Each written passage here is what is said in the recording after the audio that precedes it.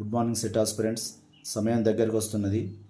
రోజు 2-3 మార్కులు క్వశ్చన్లు సాధించే ప్రయత్నం చేయండి. ఈడొక చూడండి, మొత్తం విద్యార్థుల సంఖ్య 13,000 ఇచ్చాడు. ఎంబీఏ ఎంబీబీఎస్ల మధ్య చదువుతున్న విద్యార్థుల సంఖ్యలో వ్యత్యాసం 26లో ఇక్కడ చూడండి, 26లో మైనస్ చేస్తే 20 13,000 ఇంటూ 20/100 అంటే మీరు ఎప్పుడు 130 తోటి వేయాలి, ఎందుకంటే రెండు జీరోలు కట్ చేయాలి. ఓకేనా? అంటే 130 ఇంటూ 20 అంటే 2,600.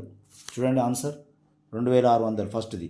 ఎంబీబీఎస్ చదువుతున్న విద్యార్థుల సంఖ్య బీఈడి చదువుతున్న విద్యార్థుల సంఖ్యలో ఎంత శాతం? 18కి ఇక్కడ చూడండి, 18కి 6 అంటే 100కి ఎంత? ఇది ఉల్టా ఇచ్చిండు, ఇది దీని శాతానికి ఇచ్చిండు. అంటే 100 6×18 పోతే 33.33 ఆన్సర్ ఈజ్. నెక్స్ట్ ఒక క్వశ్చన్ ఏమి ఇచ్చిందంటే, అన్ని కాలేజీలో బీఈడి ఫార్మా ఎంబీఏ ఎంబీబీఎస్ చదువుతున్న విద్యార్థుల సంఖ్య వీళ్ళందరినీ కూడండి. వీళ్ళందరినీ కూడితే ఎంత వచ్చింది?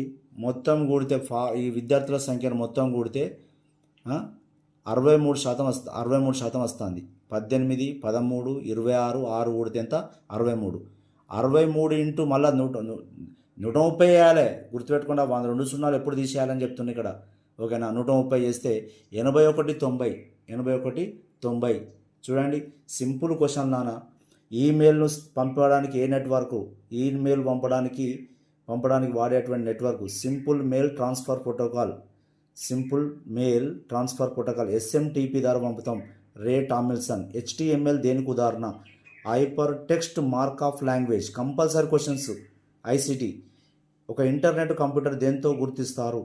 ఒక కంప్యూటర్ను గుర్తించేది ఇంటర్నెట్ను IP అడ్రస్ ఇంటర్నెట్ ప్రోటోకాల్తో గుర్తిస్తారు. ICT ఈ ర్యాంకింగ్స్ అనేది ఇండియన్ స్టాండర్డ్స్ ఇన్స్టిట్యూట్స్ అంటారు. ICT ర్యాంకింగ్ను విడుదల చేస్తుంది ఎవరు? Indian standards institute. Next, computer internet దేంతో అనుసంధానం చేస్తారంటే మోడంతో అనుసంధానం చేస్తారు. కంప్యూటర్ను ఇంటర్నెట్ అనుసంధానం చేసేది. నెక్స్ట్, అంతర్జాల అంటే ఇంటర్నెట్ పరిశోధన యంత్రము. ఇంటర్నెట్కు ఉదాహరణ చూడండి, ఇంటర్నెట్ సెర్చ్ ఇంజన్. మనం అందరం అనుకుంటాం ఏంటంటే ఒకటే గూగుల్లో చూస్తాం, యాహో, గూగుల్, బింగ్.